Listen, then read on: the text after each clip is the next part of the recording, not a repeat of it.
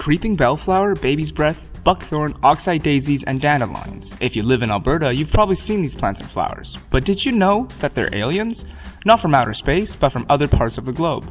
Species that have become established in areas outside their natural range are known as alien species. However, the alien species has to cause harm to the environment, economy, or society for it to be an invasive alien species. So what constitutes an invasive alien species? How far do they have to travel? If my neighbor's raspberry plants start creeping into my yard, are those an invasive species? To answer this question, we must define the geographic range limit. Geographic range limit is the physical area beyond which the species of interest does not occur. In other words, it's the maximum range of that species. Geographic range limit can be a simple physical barrier, like species stuck on an island with no way to expand further, or more complex, such as being suppressed by a competitor or predator. The problem is human-mediated transport tosses geographic range limits out the window. The iconic Irish staple, the potato for example, was first cultivated in South America, but was introduced to Ireland in 1589 when British explorer planted them at his Irish estate in Myrtle Grove, Ireland. Are all alien plants as delicious and economically beneficial to people as potatoes? Unfortunately, no. An example of a more harmful invasive species is giant hogweed, a huge toxic plant with sap that can cause burns, blistering, and scarring when it comes in contact with your skin. It's invaded southern Vancouver and thought to have been introduced as a garden plant, although it originates from the Caucasus Mountains in West Central Asia. The introduction of invasive species is facilitated by both human and natural mechanisms. Natural dispersal of invasive species can occur through a variety of ways. For example, the wind can move plant seeds long distances, which may be rapid growing or better at reproducing than the native plants where they land. Environmental factors can also influence the introduction of invasive species. Factors such as metal concentrations and topographical elevation can influence the introduction of new species to an area. If the conditions are right, an invasive species will be introduced more easily.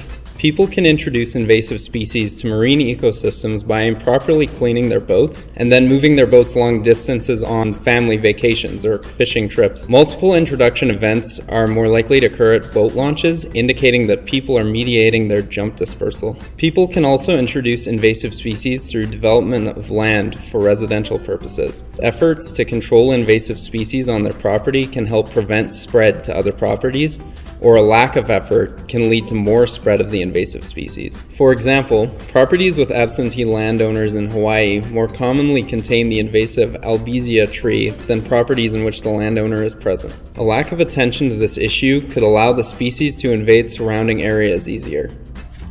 Are some species inherently more invasive than others? Do they have better traits making them harder, better, faster, or stronger than native species? Or are they more adaptive, allowing them to survive in a wider range of environments compared to native species? There is evidence for advantageous traits and phenotypic plasticity, but there is no consensus on which is more important, or if it's really a combination of both aspects. In one study, a team of scientists selected 12 traits of plants and measured those traits over 640 species from Argentina, England, and Spain.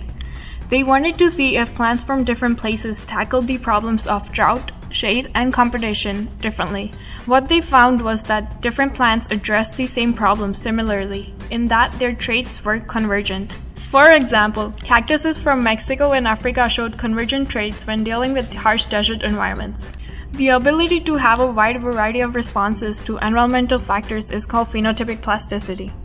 Cordgrass is outcompeting native grass species along the North American Pacific coast. It is able to increase root biomass in coarser sediments and its leaf biomass in increased air temperature, making it highly competitive when climate change causes shifts in the growing conditions of salt marshes. In another study involving phenotypic plasticity, they wanted to see if purple loosestrife had the ability to evolve a response to its biological control, the specialist herbivore called leaf beetle. They introduced leaf beetle herbivory to purple loosestrife that had a history with this beetle, along with purple loosestrife that had never experienced leaf beetle herbivory. What they found is that the purple loosestrife grown from the parent plant that had a history with the leaf beetle suffered lower defoliation, were in larger size, and produced more branches, all at a faster growth rate, suggesting that the plants with previous exposure had developed better defenses against the biocontrol, making them even better invaders than if they hadn't been exposed in the first place. The natural ecosystems that surround us provide us with many valuable services. They provide food, support nutrient cycling, regulate water and waste, and provide cultural enjoyment when we go camping or hiking, just to name a few. Therefore, an ecosystem's stability is incredibly important to people, and its functionality is often dependent on the amount of environmental stressors present. An invasive species can stress ecosystems and destabilize them. For example, purple loosestrife has been found to form a larger portion of larval wood frog and southern bullfrog diets compared to the native hardwood detritus of the areas in which they live, despite purple loosestrife having a high concentration of toxic chemicals that decrease the survival of larval frogs. These tadpoles may have a lower fitness level due to the toxins, altering their role in the ecosystem. Invasive species can also decrease ecosystem stability by interfering with predator-prey relationships. For example, one study found that when an Asian invasive earthworm is introduced into an environment containing a predator centipede and a microarthropod prey species, the earthworm is found to be a good prey source for the centipede and a habitat and food competitor for the microarthropod. This leads to a greater abundance of centipedes and smaller amount of microarthropods when the invasive species is present. If an ecosystem is altered too much, it may be difficult to restore it back to its original state. Keystone species are species that have a disproportionately significant impact on the stability of their ecosystem. Before Sagarmatha National Park in Nepal became a park in 1976, the snow leopard, a keystone predator, was eliminated from the area by hunting pressure. After 1976, snow leopards returned and increased the predation in the area. This had severe impacts on the Himalayan tar calves in the summer and human-raised livestock. Overpredation could cripple the population size of the Himalayan tar in the area, therefore removing an important prey species for the snow leopard.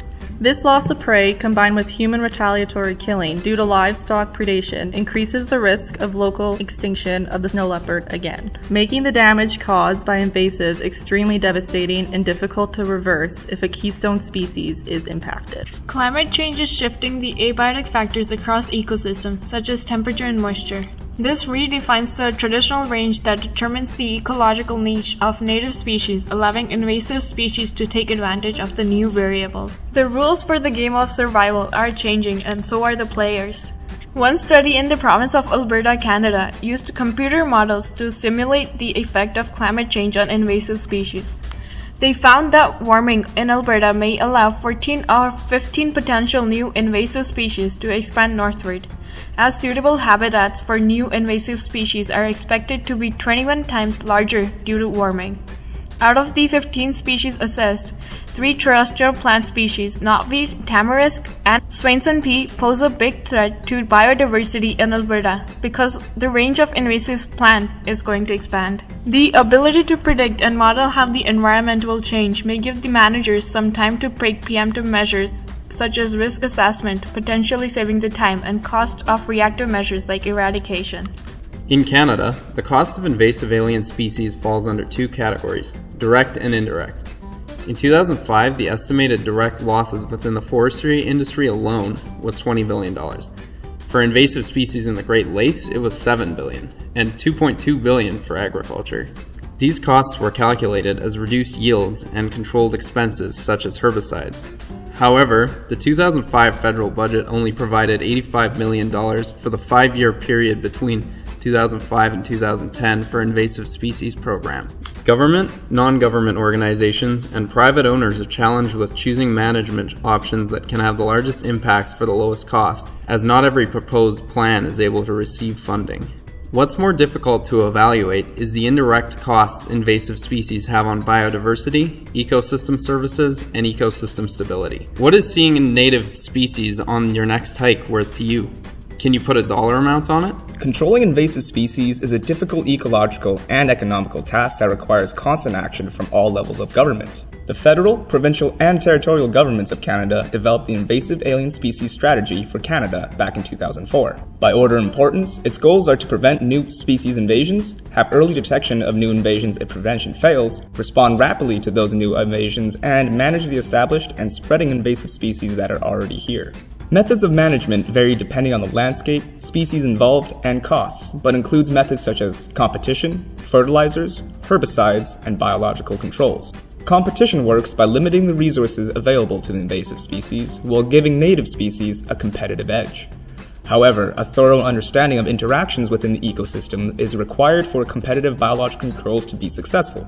Although there are many factors involved, competition is one of the more environmentally friendly approaches that could be used and has the potential to be a long-term management approach. Another tactic used is fertilizing native species, therefore increasing their competitive edge over invasive species. For example, fertilizing fast-growing cereal and oilseed crops in Alberta helped outcompete slower-growing scentless chamomile. The problem is, if managers aren't careful, fertilizer application could also unintentionally enhance the growth of invasive species. This mainly occurs when the invasive species density is high. The Canadian thistle is an example of invasive species that benefited from fertilization. From 1999 to 2001, its biomass increased by 26% when fertilizers were used. While fertilizers boost native species competitiveness, selective herbicide application can be used to suppress invasive species growth and spread. Experiments in hayfields near Edmonton, Alberta have shown that fertilizer and herbicide treatments are more effective than the use of either treatment alone at controlling white cockle. This combination should only be used as a management approach when both the tolerance of the native plant and the effectiveness against the invasive plant are known. Although herbicides rapidly and conveniently control invasive plants, they have disadvantages. For one, herbicides can potentially contaminate ground and surface waters, and there is a risk that the invasive species could be replaced by another invasive species that the herbicide wasn't designed for. Biological controls can also be implemented to suppress the spread of invasive plants by introducing an environmental stressor. One successful use of biological control in Alberta was the release of black dot spurge beetles on sites with invasive leafy spurge between 1988 and 1992. Approximately 60% of 110 sites showed beetle establishment, and the most successful site saw a 99% reduction of leafy spurge. Effective biological controls are rare, and they need to be carefully screened before being released to prevent them from becoming invasive species themselves. So, you know what invasive alien species are, and you want to know what you can do to help. At home, you can choose to plant native plant species from a reliable local source in your garden. That way you don't have to worry about seed dispersal. Or, if you have a favorite flower or plant, check your municipal or provincial invasive species website database to see if it has been identified as invasive. It is important not to put invasive plants in the compost. Rather, the proper way to dispose of them is either the garbage or the fire pit. Checking and cleaning off any plant or animal materials that have gotten caught on your clothes, gear, vehicles, and pets can limit the spread of invasive species. Examples are paying attention to firewood rules at your campsite to prevent the spread of pine beetle, and working with watercraft inspection sites to stop the spread of zebra mussel. As long as we know what to look for, prevention can become an everyday part of life.